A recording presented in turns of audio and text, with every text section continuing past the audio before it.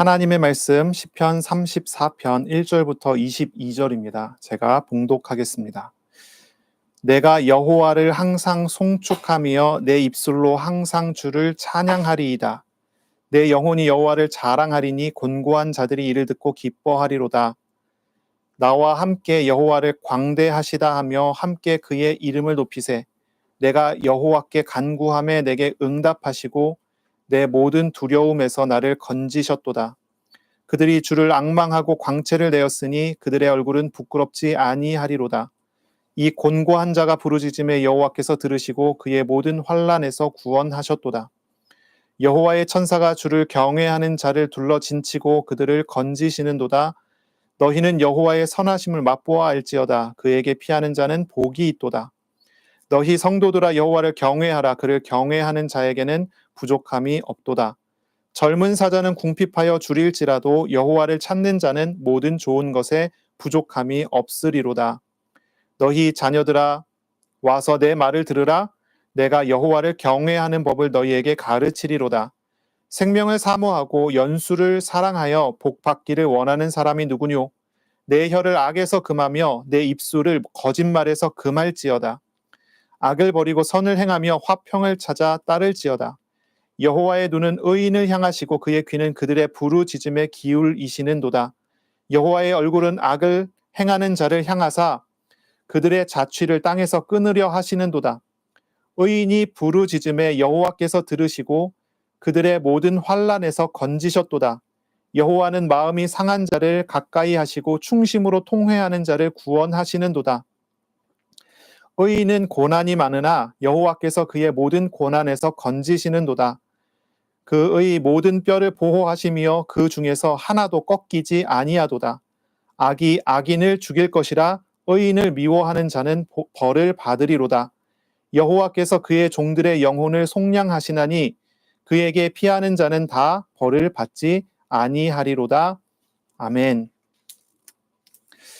오늘 말씀은 시편 34편 1절부터 22절입니다. 가난한 마음으로 하나님을 경외하라 라는 제목으로 우리가 함께 하나님의 말씀을 나누겠습니다. 가난한 마음으로 하나님을 경외하라는 말씀입니다. 오늘 저와 여러분이 이제 하나님의 구원하심과 도우심을 알고 의지하는 날이 되시기를 바랍니다. 하나님을 경외함으로 매일의 삶을 겸손히 살아가는 그런 복된 시간이 되시기를 축복합니다. 아멘. 이 시편 34편은요, 이제 알파벳 이합체 시 중에 하나입니다. 이제 알파벳 순서대로, 히브리어 알파벳 순서대로 이제 한 절 한 절을 써 내려가는 그러한 시입니다. 우리가 이런 이 알파벳 이합체 시를 이 앞에서도 여러 번 우리가 읽었었죠. 이 이합체 시의 특징은 굉장히 이제 문학적이고 시적이라는 거죠. 그러면서도 그 안에 담겨져 있는 메시지가 분명한 것이 이 시입니다. 이 시의 표제를 보시면 이렇게 써 있어요. 다윗이 아비멜렉 앞에서 미친 채 하다가 쫓겨나서 지은 시, 이렇게 쓰여 있습니다. 이 시는 이제 위기에서의 기적적인 탈출에 대한 감사, 이런 감사가 나타나는 시고요. 구원의 하나님을 찬양하도록 공동체에게 권유하는 내용이 이 시의 내용입니다. 이 시는 이제 감사하는 감사시이고요. 또 지혜시라고 하는 이제 하나의 장르로 우리가 이해할 수 있어요. 지혜를 이야기하는 시입니다. 우리가 보통 지혜서 그러면은 몇 가지의 성경이 떠오릅니다. 잠언이 떠오르죠. 지혜에 대해서 이야기해요. 오직 뭐죠? 여호와를 경외하는 것이 지혜의 근본이다라는 말씀이 아주 중요한 요절로 되어 있죠. 그리고 전도서가 지혜십니다. 너희가 젊었을 때 곧 곤고한 날이 이르기 전에 너희 창조주 여호와를 기억하라, 이렇게 얘기가 나오죠. 또 지혜서를 이야기한다면 이제 욥기 같은 것이 지혜서라고 이야기를 할 수가 있고요. 그리고 시편 안에도 이 지혜에 대한 이야기를 하는 시편들이 여러 개가 있습니다. 그 중에 하나가 오늘 읽은 이 시편 34편이에요. 다윗이 어려움 중에서 자신의 실수와 실패 중에서 하나님의 구원하심을 경험하고 그리고 그것을 가지고 사람들에게 권유하고 권하는 내용입니다. 그는 이렇게 권합니다. 두려워하지 않을 것을 두려워하지 말고 정말 두려워할 것을 두려워하라. 우리가 정말 두려워해야 할 것이 있습니다. 우리가 정말 경외해야 할 것이 있습니다. 그것이 바로 하나님입니다. 다윗은 사울 왕이 두려워서 사울 왕의 대적이라고 할 수 있는 블레셋 가드로 떠났습니다. 하나님의 인도하심을 받아서 간 것이 아니라 자신의 두려움의 결과 블레셋 가드 왕에게 찾아간 거예요. 블레셋의 가드라고 하는 지역은 우리가 생각해 봤을 때 어떤 지역이냐 이렇게 떠오르면은 이렇게 떠오르면 돼요. 골리앗의 출신지다. 다윗이 싸워서 이겼었던 골리앗 있죠?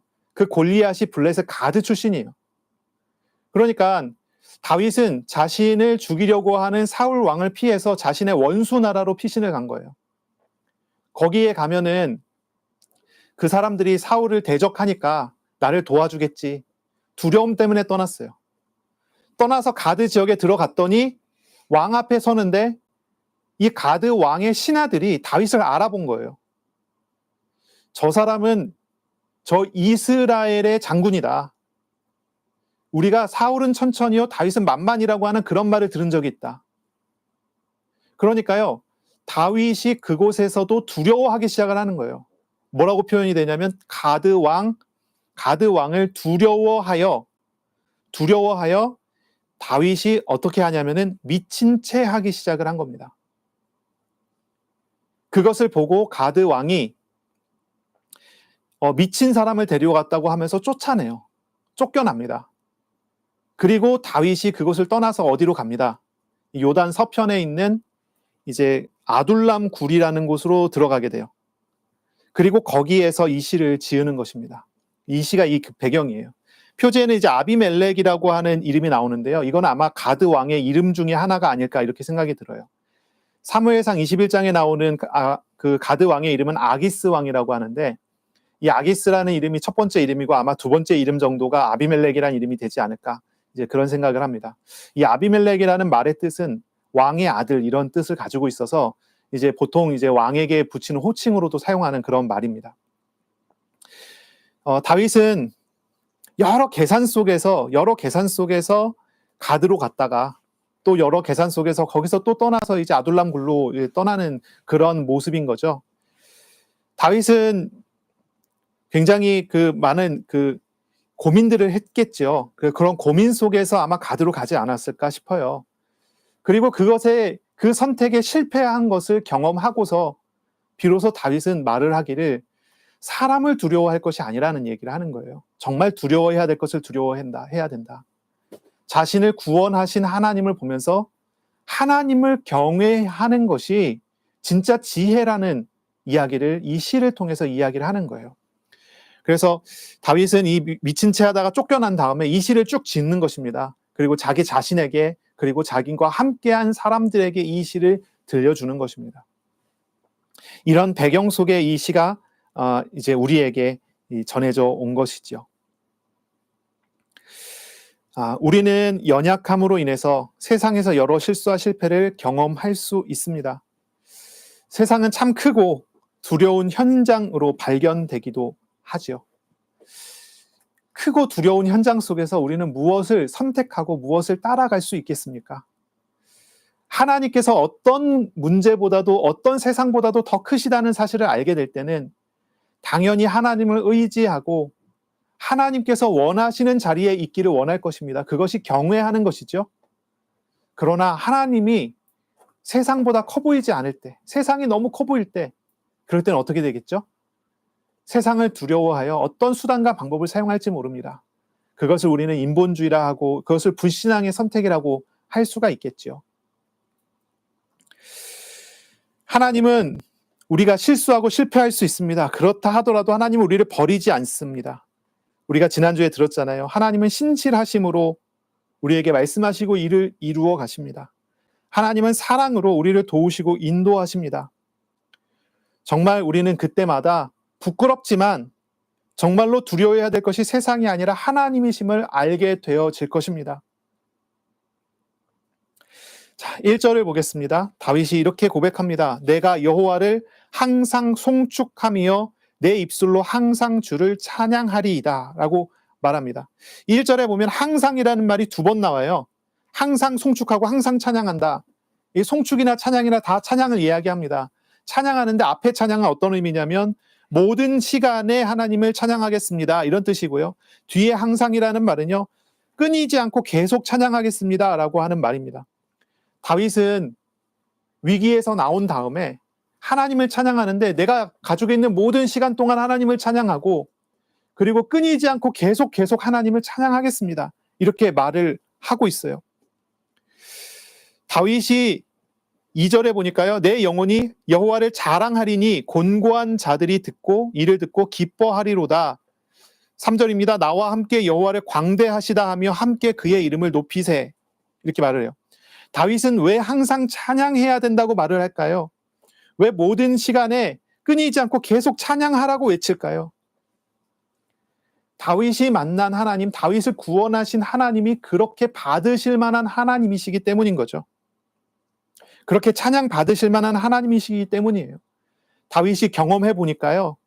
다윗은 모든 시간에 하나님은 다윗에게 함께 하셨습니다. 다윗이 보니까요. 하나님은 다윗에게 끊이지 않고 계속 다윗에게 역사하셨습니다. 심지어 다윗이 불신앙하고 실패하고 실수했을 때에도 그랬습니다. 다윗이 두려움 중에 가드로 떠나고 또 거기서 두려움 중에 미친 채 하여 거기서 나오게 되는 모든 과정 속에서 다윗은 깨닫게 되고 알게 된 것이죠. 아, 하나님께서 하셨구나. 이런 중에도 하나님은 지켜주셨고 이런 중에도 이런 실패 속에도 하나님은 막아주셨구나. 그때 다윗의 고백은 이렇게 나오는 것입니다. 항상 끊이지 않고 하나님을 찬양할 수밖에 없습니다. 다윗은 하나님을 의지하다가 또 불신앙하다가 또 다시 의지하다가 또 다시 불신앙하다는 것을 계속 반복했어요. 그러나 하나님은 다윗에게 그렇게 하지 않으셨어요. 다윗의 실수에도 하나님은 계속 함께 하였습니다. 그러므로 다윗은 항상 끊임없이 찬양하라고 외치는 거예요. 다윗은 본 것입니다. 자신의 생각보다 더 크신 하나님을, 자신의 판단보다 더 크신 하나님을 보게 됩니다. 그래서 3절에 이렇게 고백하죠. 나와 함께 여호와를 광대하시다 하며 함께 그의 이름을 높이세. 이 구원의 과정 속에서 이 실패와 구원의 과정 속에서 다윗은 한 가지를 정확하게 경험합니다. 하나님이 크시다는 것입니다. 하나님께서 광대하시다는 것입니다. 무엇보다 큽니까? 문제보다 큽니다. 무엇보다 큽니까? 자신의 생각보다 크십니다. 무엇보다 큽니까? 온 세상보다 더 크시다는 것입니다. 그걸 경험하는 거예요. 이런 경험들이 우리도 있지 않습니까? 우리가 구원을 얻고 우리가 문제 가운데서 해방을 얻을 때는 어느 때였습니까? 우리가 하나님 앞에 열심히 기도할 때였습니까? 대부분은요, 실수와 실패 중에 있을 때 하나님께서 은혜를 베풀어 주셔서 구원을 하신 것입니다. 그때에서야 비로소 우리는 무엇을 봅니까? 내가 얽매여져 있던 그것은 사실 아무것도 아니었다는 사실을 봅니다. 하나님이 크시다는 걸 봅니다. 성경에 나타난 역사들이 그랬습니다. 사사기의 역사도 마찬가지죠. 그런 역사들이 계속 흘러갔습니다. 우상을 숭배했어요. 그 우상 숭배의 결과로 실패했습니다. 실수했습니다. 무너졌습니다. 주변의 나라들에게 괴로움과 고통을 당하게 됐어요. 괴로움 속에서 부르짖어 울부짖기 시작했습니다. 이들은 전혀 회개하지 않았어요. 하나님께 돌아오지 않았어요. 기도하지 않았어요. 그냥 비명을 질렀을 뿐입니다. 그런데 하나님께서는 그 비명 소리를 듣기 어려워하셨습니다. 그래서 한 사람을 선택해서 보내셨습니다. 그 사람이 사사입니다. 사사가 보냄을 받아서 사사가 하나님과 동행함으로 이스라엘의 그 부족이, 그 지파가 구원을 경험합니다. 하나님의 구원을 경험한 이스라엘이 그제서야 하나님 앞에 회개하고 하나님께로 돌아옵니다. 지금까지 우리가 따라갔던 그 어떤 우상보다도 하나님이 더 크시구나 하면서 돌아오는 거예요. 그리고 그 사사가 살아있는 동안에는 태평성대를 누리다가 사사가 죽고 난 다음 다시 이 사람들은 우상을 섬기기 시작하고 하나님을 떠나기 시작합니다. 그리고 이것이 다시 반복되는 거예요. 우상 숭배한 결과 노예가 되고 포로가 되고 얽매여 끌려다니며 고통스럽게 시험을 당하는 거예요. 그때 또 비명 지르면 하나님께서 또 사사 보내셔서 구원하시고, 구원 받은 다음에야 비로소 하나님은 크십니다. 하나님께로 돌아옵니다. 하나님 크시다고 고백하면서. 바로 그러한 장면이 이 다윗의 모습에서 우리에게 비춰지고 있는 거예요. 다윗은 실수하고 또 실수했어요. 이 아비멜렉 앞에, 이 아기스 왕 앞에 나아가서 다윗이 했었던 일이라고는 불신앙밖에 없어요. 두려움으로 행동한 것밖에 없어요. 어느 정도 두려움으로 행했습니까? 미친 채 할 정도예요. 다윗이 미친 채 한 내용은 이제 그 지역 전체에 소문이 나기 시작했을 거예요. 그런 정도까지, 이 사무엘서의 기록이 될 정도까지 이것은 소문이 나는 아주 그냥 다윗의 흑역사죠. 아마 다윗이 이걸 생각하면 잠을 자다가도 이불을 걷어차지 않을까. 부끄러울 거예요. 엄청나게 부끄러운 내용들입니다. 그런데 이것이 바로 찬양으로 바뀝니다. 자신의 이 부끄러움이, 자신의 이 연약함이, 자신의 이 실패와 실수가 하나님의 구원으로 인하여 바뀌어집니다. 바뀌어져요. 하나님을 찬양하는 것으로 바뀝니다. 나는 이렇게 부족하지만 하나님은 이렇게 크시구나라는 걸 알게 돼요. 나는 하나님 두려움 때문에 하나님을 떠나서 블레셋으로 떠났고, 나는 또 두려움 때문에 미친 채 할 정도로 그렇게 추락을 했는데, 하나님은 그럼에도 불구하고 나를 사랑하셔서 나를 구원하시고 나를 인도하시는구나. 다윗은 그것을 보고 있습니다. 그것을 경험하고 있습니다. 우리는 하나님을 알아가야 할 것입니다. 하나님을 찾아야 할 것입니다. 하나님은 아주 크신 분이십니다. 하나님은 우리 생각보다 크세요. 하나님의 지혜와 하나님의 사랑은 측량할 수가 없어요. 하나님은 우리의 생각에 갇혀 계시지 않아요. 우리가 생각하는 하나님이라는 그 이미지는 하나님에 대한 조금에 불과합니다. 하나님을 조금밖에 말하지 못하는 그런 이미지예요. 하나님은 우리의 생각에 갇혀 계신 분이 아니십니다. 하나님은 크시고요. 그 크신 것보다 더 크세요. 우리의 모든 것을 다 짊어지시면서도 더 크신 일을 행하시는 분이 하나님이세요. 우리의 행동에 얽매이시지 않습니다. 우리의 생각에 얽매이시지 않습니다. 어떤 사람은 말하기를 내가 불신앙하면 저주받겠지. 그러나 하나님은 그거보다 더 크신 생각을 갖고 계셔요. 하나님을 알아가시기를 바랍니다. 우리를 위해 밤낮 일하시는 하나님, 초월하시는 하나님, 크신 하나님과 동행하는 저와 여러분들이 다 되시기를 바랍니다. 하나님은 전지하시죠. 모르시는 게 없습니다. 전능하십니다. 못하실 것이 없습니다. 하나님은 영원하십니다. 시간 위에 계십니다. 하나님은 편재하십니다. 모든 공간 위에 계신 분이십니다. 이 하나님께서 우리를 사랑한다라고 하는 것이 얼마나 큰 것인지 알아가는 주간이 되시기를 축복합니다. 다윗은 하나님을 계속 찬양합니다. 하나님께 영광을 돌립니다. 다윗이 정말로 하나님을 찬양하는 이유가 있다면요, 바로 곤고한 자인 자신을 구원하셨기 때문입니다. 곤고한 자신을 구원하심에 대하여 감사합니다. 곤고라고 하는 단어는 우리가 시편을 통해서 여러 번 읽었죠. 가난이라는 단어와 바꿔 쓸 수 있는 말입니다. 가난한 사람.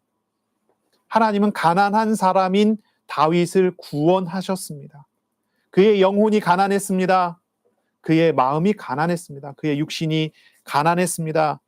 가난이라는 말은요, 도움이 없이는 살 수가 없다는 의미입니다. 그냥 돈이 좀 없구나가 아니에요. 도움이 꼭 필요해요. 도움이 없으면 살아남을 수가 없는 존재를 가난이라고 하는 단어로 사용하는 것입니다. 다윗은 자신이 가난하다고 말합니다. 가난하다고 말합니다. 2절을 볼게요. 내 영혼이 여호와를 자랑하리니 곤고한 자들이 이를 듣고 기뻐하리로다. 자신을 가난하다고 말을 합니다.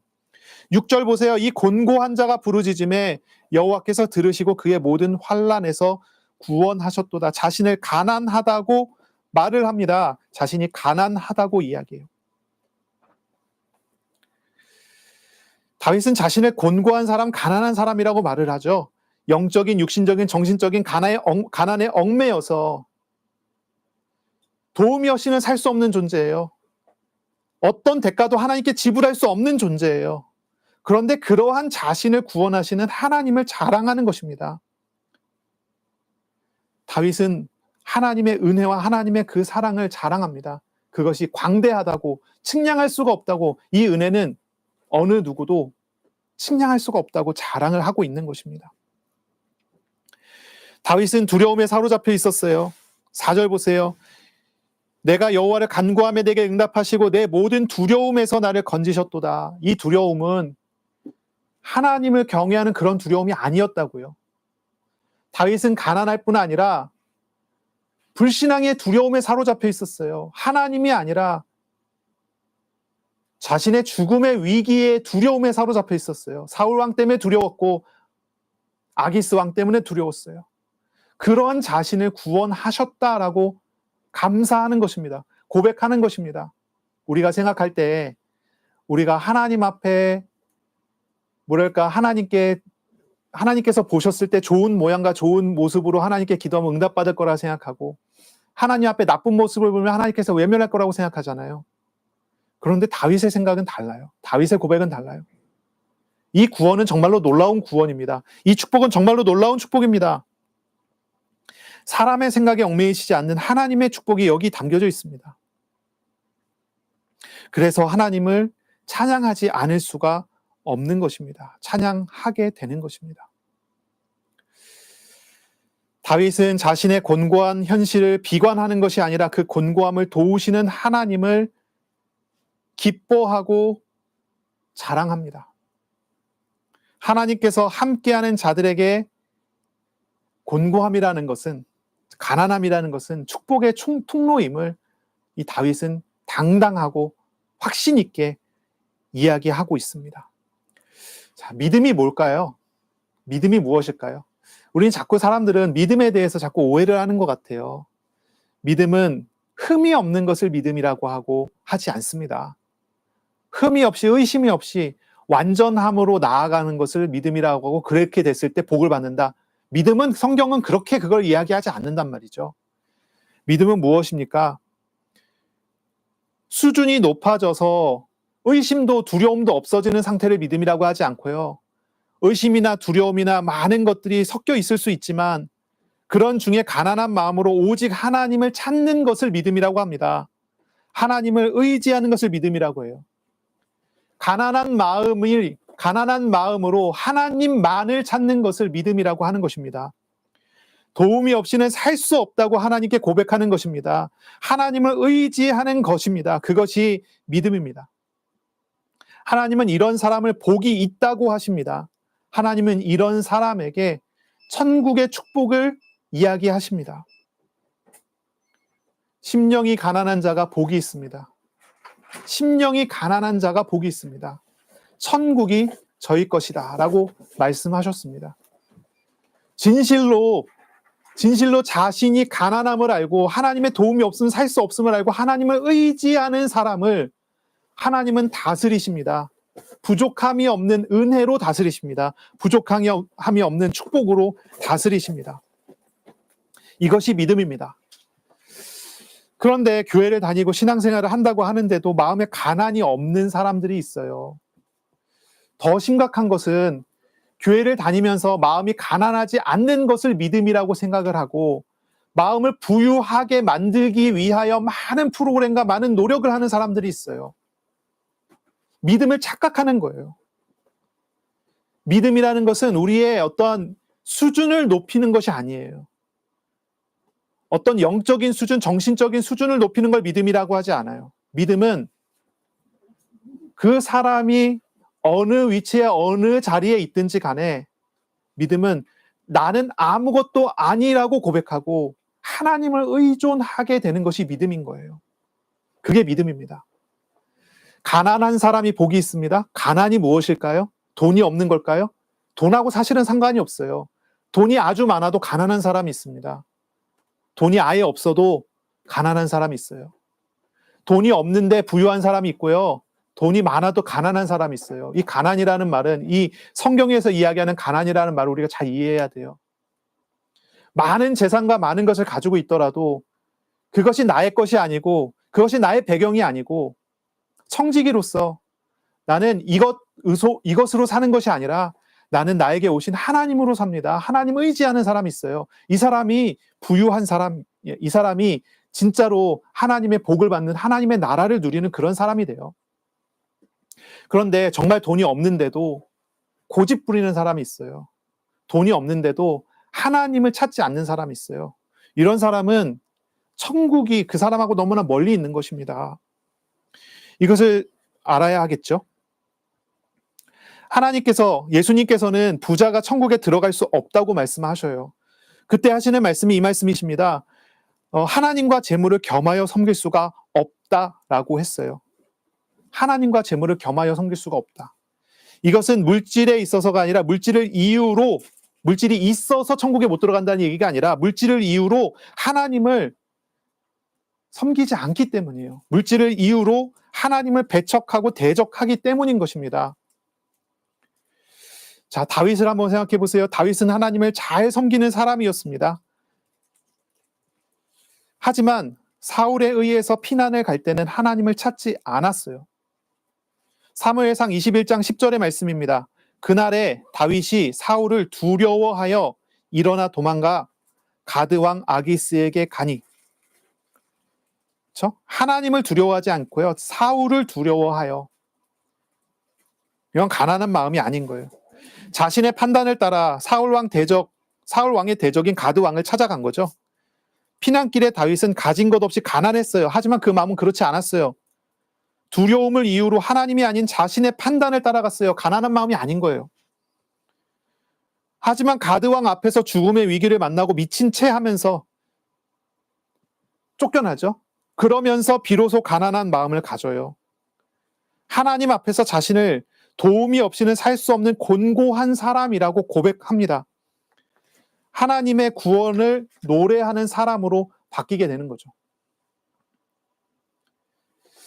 제가 현장에서 본 사람들이 있어요. 완고한 사람들이 있어요. 아주 고집이 많은 사람들이 있어요. 이런 사람들이 참 은혜를 잘 못 받더라고요. 자기 생각이 아주 강력해갖고 말씀이 들어가지 않고 튕겨 나와요. 그런데 이런 사람들이 은혜 받는 때가 있더라고요.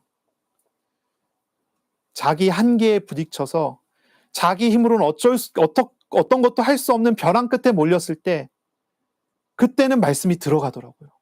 말씀을 받아들이고 비로소 예수님을 따라가요. 그리고 변화가 돼요. 이런 모습을 여러 번 봤어요. 제가 생각해 봤을 때는 이렇게 자기 우상이 강한 사람은 이런 과정도 필요할 수도 있겠다. 그런 생각이 들기도 합니다. 좋은 것은 무엇이겠습니까? 우리가 실상을 보는 것입니다. 하나님이 누구신지 어떤 분이신 줄 아는 것입니다. 그리고 가난한 마음을, 공고한 마음을 배우는 것입니다. 배우는 거예요. 교만한 마음들을 하나님 앞에 다 내려놓고 하나님께로 돌아서는 것입니다.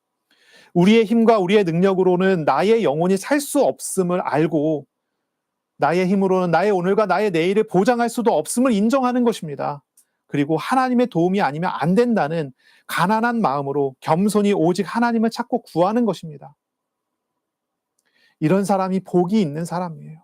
이런 사람이 복 있는 사람입니다. 하나님은 그 사람을 다스리시며 그 사람의 마음에 하나님의 나라를, 천국을 이루어 가십니다. 아무것도 가지지 않은 것처럼 보이지만 모든 것을 소유한 사람으로 살게 됩니다. 때에 따라 도우시고 때에 따라 필요를 채우시는 하나님의 영광을 보면서 살아가게 됩니다. 이런 사람이 복된 사람입니다. 자, 이 사무엘상 22장 1절 2절을 이렇게 찾아보면요. 다윗은 이제 이 블레셋 가드에서 떠납니다. 떠나서 아둘람 굴이라는 곳으로 다윗이 도망치게 되죠. 이 사무엘상 22장 1절 2절에는 다윗의 이 소식을 들은 형들과 아버지 그리고 많은 사람들이 다윗에게 모여들기 시작합니다. 아둘람 굴에 딱 들어갔어요. 거기에서 이제 다윗에게 사람들이 몰려듭니다. 400명이 모여듭니다. 보통 이제 이스라엘이 숫자를 셀 때는 남자만 세잖아요. 400명이라고 하지만 그보다 더 많았을 수 있겠죠. 이런 사람들이 다윗에게 몰려들었어요. 다윗이 미친 척하고 살아남은 소문을 다 들었을 텐데도 그런데도 그들은 다 다윗에게 몰려들었어요. 그들이 어떤 사람들이었습니까? 환난을 당한 모든 사람들이었어요. 환난을 당한 모든 사람들, 빚진 모든 사람들, 마음이 원통한 사람들이 모여들었다라고 기록이 되어 있습니다. 그리고 다윗은 이런 사람들에게 권유를 합니다. 크신 하나님을 찬양하라고. 우리의 가지고 있는 이 문제들보다 하나님이 더 크시다고. 우리가 가지고 있는 이 불신앙과 우리가 가지고 있는 이런 비참한 현실보다 하나님은 훨씬 더 크시다고, 바로 그 크신 하나님을 찬양하라고 말합니다. 하나님은 우리가 이렇게 가난하지만 하나님이 이렇게 가난한 자들이 기도할 때 외면하지 않고 응답하시는 하나님이라고 말을 합니다. 그렇게 말을 합니다. 곤고한 자가 부르짖으면 하나님은 들으십니다. 그리고 그의 모든 환난에서 구원하시는 하나님이라고 이야기합니다. 바로 그 사람들에게 권유합니다.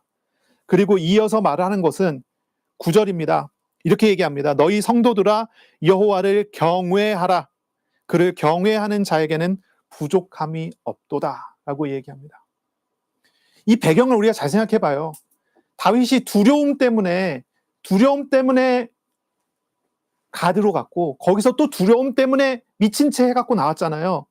그 두려움 가지고 했었던 모든 것을 생각하면서 진짜 두려워해야 될 것은 하나님이라고 말을 하는 거예요. 바로 이 구절을 가지고, 이 구절을 인용해서 베드로전서 2장 3장이 쓰였어요. 그래서 베드로전서 2장 3장을 읽어보시면 이 시편 34편에 대한 요약과도 같고 이 시편 34편에 대한 현대적인 적용과도 같아요. 여기에서 베드로는 반복해서 말합니다. 하나님을 두려워하라. 이 말을 해요. 하나님을 두려워하라. 우리는 하나님을 두려워해야 할 것입니다. 정말로 두려워해야 될 것은 하나님입니다. 세상이 아닙니다. 하나님은 세상보다 크시기 때문입니다.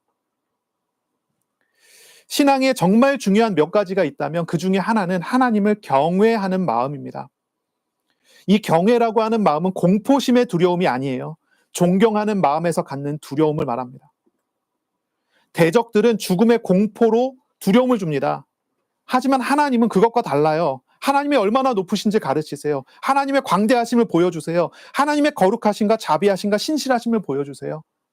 그래서 존경과 두려움을 받으시는 분이세요. 하나님을 경외한다는 말이 무슨 말입니까? 이걸 사전적으로 한번 찾아봤더니 이런 표현이 써 있어요. 삶의 모든 영역에서 하나님의 절대 주권을 믿는 것이다. 그리고 하나님을 전적으로 의지하고 말씀에 순종하는 자세를 말하는 것이다. 그래서 경외에 대해서 이렇게 표현하는 거예요. 하나님을 경외한다는 것은 절대 주권을 믿는 거예요. 그리고 하나님을 의지하는 거고 하나님의 말씀에 순종하는 거예요.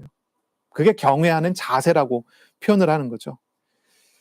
왜 하나님을 경외해야 합니까? 왜냐하면 하나님을 경외하는 자에게 하나님께서 천사를 보내 보호하시기 때문입니다. 7절이죠. 여호와의 천사가 주를 경외하는 자를 둘러 진치고 그들을 건지시는도다. 여기 나오는 이 천사는요, 군대를 보내신다는 얘기예요. 하나님께서 군대를 보내요. 그래서 진을 쳐요. 하나님을 경외하는 사람이 가운데 있으면 사방으로 동서남북으로 하나님께서 군대를 보내갖고 진을 쳐줘요. 그리고 보호해요. 다윗은 그 경험을 한 거예요. 하나님을 두려워하게 됐을 때 하나님이 이렇게 하시더라. 8절입니다. 너희는 여호와의 선하심을 맛보아 알지어다. 그에게 피하는 자는 복이 있도다. 하나님을 경외하는 사람에게 하나님은 하나님의 선하심을 맛보게 해주세요. 하나님의 선하심을 맛보게 해주세요. 그것이 하나님의 주시는 축복입니다.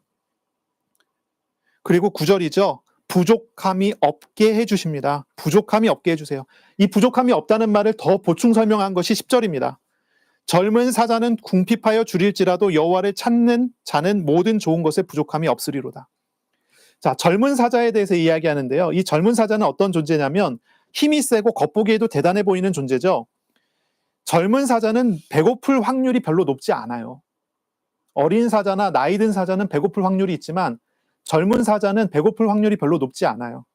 그런데 그렇게 확률이 높지 않은 젊은 사자가 배고픈 일이 그렇다 하더라도 곤고한 사람들일지라도 하나님께 피하는 사람은 이 사자하고는 다르게 모든 좋은 것으로 부족함이 없게 해준다는 거예요. 이게 대비시키는 거죠. 젊은 사자, 모든 것을 다 가지고 있는 부족함이 없어 보이는 사자를 대비해요. 그래도 이 사자도 결국은 부족함이 있을 것이지만 아무것도 가지지 않은 존재, 가난한 사람, 곤고한 사람처럼 보이지만 하나님이 함께하는 그 사람, 하나님을 경외하는 그 사람에게는 부족함이 없도록 하신다. 무엇을 두려워하십니까? 우리가 이런 질문을 해보고 싶어요. 무엇을 두려워하십니까? 우리에게 두려운 것이 무엇입니까? 세상이 두렵습니까? 사람이 두렵습니까? 돈이 두렵습니까? 일이 두렵습니까?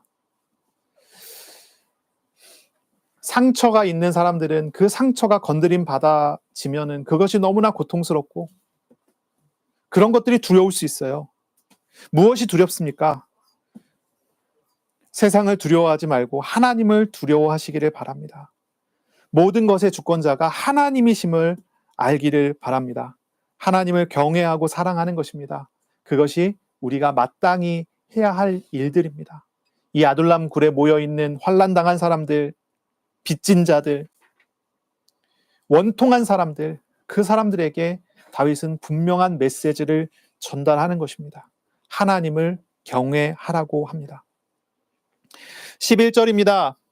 다윗은 이렇게 말합니다. 너희 자녀들아 와서 내 말을 들으라. 내가 여호와를 경외하는 법을 너희에게 가르치리로다. 다윗은 11절에 하나님을 경외하는 방법을 가르치겠다라고 이야기합니다. 그리고 12절부터 22절까지는 하나님을 어떻게 경외해야 되는지를 설명하는 거죠. 그 중에 이제 핵심은 13절, 14절입니다.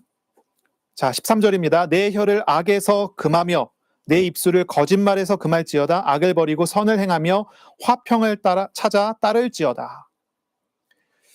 자, 하나님을 경외하는 사람의 삶은 어떤 것입니까? 악을 금하고 거짓을 금하는 것입니다. 그리고 악을 버리고 선을 행하는 것입니다. 그리고 화평을 찾아 따르는 사람입니다. 화평은 샬롬이라고 했습니다. 원어가 이 샬롬이라고 되어 있어요. 샬롬을 찾는 사람, 하나님의 평화를 찾는 사람이에요. 그 사람이 하나님을 경외하는 사람이에요. 하나님을 두려워하게 되면 그 사람은 마땅히 당연히 하나님이 싫어하는 걸 안 하게 되죠. 하나님께서 기뻐하는 걸 하게 되겠죠. 이건 당연한 거예요. 저와 여러분이 하나님이 주신 은혜를 따라서 하나님을 경외하게 되면 마음으로, 감정적으로, 의지적으로 마땅히 하나님이 싫어하시는 것을 멈추고 하나님이 기뻐하는 것을 행하는 데 집중하게 될 거예요. 이러한 삶을 사는 사람을 잠언에서는 지혜로운 사람이라고 하죠. 이게 지혜가 있는 사람입니다. 자, 그렇다면 어리석은 사람이 어떤 사람일까요? 어리석은 사람은 자신이 하나님의 자녀라고 하면서도 방종하는 사람이에요. 이런 사람이 어리석은 사람이에요. 자신이 이미 구원받았다고 말을 하면서 타락된 삶을 거리낌 없이 살아가는 사람들이 있어요. 이런 사람들이 어리석은 것입니다. 이런 사람은 사실 구원을 받지 못했을 수도 있고요. 구원을 받았다면 구원을 오해한 사람이에요. 구원이 뭡니까? 구원은 죄사함만을 의미하는 게 아니죠. 구원은 죄사함을 의미하는 것이 아닙니다. 구원은 구원하시는, 죄사하시는 하나님을 만난 것을 구원이라고 해요. 구원은 관계적인 거예요. 우리의 믿음도 마찬가지죠. 믿습니다 하고 신념을 가진 것을 믿음이라고 하지 않아요. 믿음은 하나님과 나와 인격적으로 연합되어지는 걸 믿음이라고 해요. 하나님과의 관계적인 거예요. 기독교 신앙에서 하나님과의 관계를 빼면은 껍데기만 남아요. 아무것도 안 남습니다. 어떤 사람이 방종합니까? 껍데기 신앙 가진 사람이 방종하는 거예요. 알맹이가 있으면 방종이 안 돼요.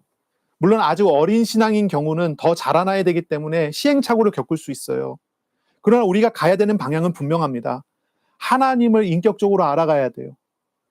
하나님을 인격적으로 경험해야 돼요. 그리고 하나님의 마음을 배워가야 돼요. 하나님이 좋아하시는 게 무엇이고 하나님이 싫어하는 게 무엇인 줄 알아가는 거예요.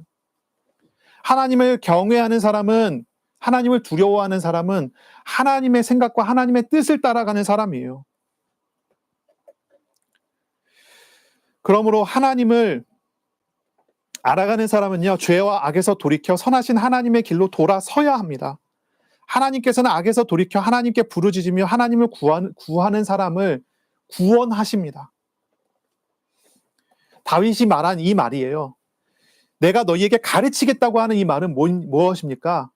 이제 악을 버리고 죄를 버리고 거짓을 버리고 하나님께로 돌아오라는 이야기예요. 하나님께로 돌아서라는 이야기예요. 그것이 지혜고 그것이 하나님을 경외하는 방법이에요. 우리들은 어떤 사람들입니까? 우리 자신 한번 보셔요. 하나님을 경외하십니까? 하나님을 두려워하십니까? 아니면 세상을 두려워합니까? 사람을 두려워합니까? 무엇을 두려워합니까? 정말 두려운 것이 무엇입니까? 하나님이 아니라면 이제 하나님을 두려워하기 시작해야 됩니다. 어떻게 하면 됩니까? 이제 죄와 악을 버리고 하나님께로 돌아서는 것부터 시작하면 됩니다. 15절에 이야기합니다. 여호와의 눈은 의인을 향하시고 그의 귀는 그의 부르짖음에 기울이시는도다. 17절에 이야기합니다. 의인이 부르짖음에 여호와께서 들으시고 그들의 모든 환난에서 건지셨도다. 우리가 하나님을 찾고 하나님께 돌아서서 하나님께 부르짖으면 하나님은 우리를 구원하십니다. 하나님은 우리를 변화시켜 주십니다. 18절입니다. 마음이 상한 자가 나옵니다. 마음이 부서진 사람입니다. 그리고 충심으로 통회하는 자를 구원하십니다. 다윗은 권합니다. 통회하라고, 회개하라고, 하나님께 돌이키라고 말을 합니다. 20절에 보면요, 하나님께서는 그 사람을 구원하시는데 어떻게 구원하십니까?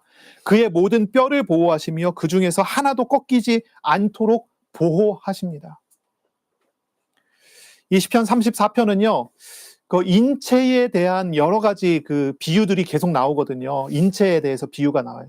눈도 나오고 뼈도 나오고 마음이 나오고 막 여러 가지 것들이 막 나와요. 이런 비유를 통해서 우리에게 가르치세요. 두려움에서 나와 하나님께로 나아가는 것. 하나님께서 우리의 어떤 인체의 어떤 부분까지도 치유하시고 변화시키실 것을 말합니다. 정말로 두려워해야 될 것이 무엇입니까? 모든 것을 통치하시고 심판하시는 하나님. 그 하나님을 두려워해야 합니다. 우리 안에 하나님이 싫어하시는 악과 거짓이 발견된다면 그것에서 돌아서서 하나님의 기뻐하시는 자리로 나아가야 할 것입니다. 하나님께서는 우리를 모든 환난에서 도우시고 모든 세상적인 두려움에서 평안을 허락해 주시며 우리의 마음과 우리의 육신과 삶을 보호해 주실 것입니다. 그래서 이번 주간 정말 기도하면서 하나님의 인도하심을 받으세요. 크신 하나님을 경험해 가셔요. 크신 하나님을 알게 해달라고 기도하세요. 또한 가난한 마음을 배우고 하나님을 의지하고 의존하는 믿음을 배우게 해달라고 기도하세요. 이번 한 주간 가난한 마음으로 오직 하나님을 의지하는 마음으로 겸손히 하나님을 찾고 구하는 그런 주가 되시기를 바랍니다. 우리의 영혼을, 나의 영혼을, 나의 오늘과 내일을 주님께 다 맡기고 나아가는 그러한 기도가 되어지시는 주간이 되시기를 바랍니다. 세상과 실패를 두려워하지 말고 모든 것을 주관하시는 하나님을 경외하는 주간이 되시기를 바랍니다. 그래서 하나님이 싫어하시는 악을 금지하고 돌아서서 하나님이 기뻐하시는 선을 행하는 삶으로 나아가는 것입니다. 죄와 우상에서 돌이켜 하나님께 나아감으로 하나님의 도우심과 구원하심을 얻어가는 그런 복된 주간 되시기를 예수님의 이름으로 축원합니다. 아멘. 말씀을 묵상하시면서 말씀하시는 하나님과 동행하시기를 바랍니다. 기도하겠습니다. 하나님 감사합니다. 오늘도 말씀하심으로 우리와 함께하여 주시고 또 이 말씀을 성취하심으로 우리를 인도하실 것을 알고 감사드립니다. 이번 주간 말씀을 마음에 담고 기도하며 말씀하시는 하나님과 동행하는 삶을 살아가도록 복을 내려 주옵소서. 우리의 생각보다도 더 크시고 우리의 가진 문제보다도 더 크시며 세상보다도 더 크신 하나님을 더 알아가는 주간 되게 하여 주옵소서. 우리는 정말로 연약한 존재들입니다. 하나님, 가난한 존재들입니다. 하나님의 은혜가 없으면 살 수 없는 그런 존재입니다. 이러한 우리에게 오셔서 다스리시고 인도하시는 하나님을 더 알아가게 하여 주옵소서. 무엇보다도 주님을 경외하는 마음을 배워가는 시간 되게 하여 주옵소서. 악을 미워하고 선을 행하는 삶을 실천하고 도전하는 우리들이 다 될 수 있도록 복 내려 주옵소서. 예수님 이름으로 기도합니다. 아멘. 우리 구주 예수 그리스도의 은혜와 하나님 아버지의 사랑하심과 성령님의 교통하심이 이제로 영원까지 항상 함께 있을지어다. 아멘.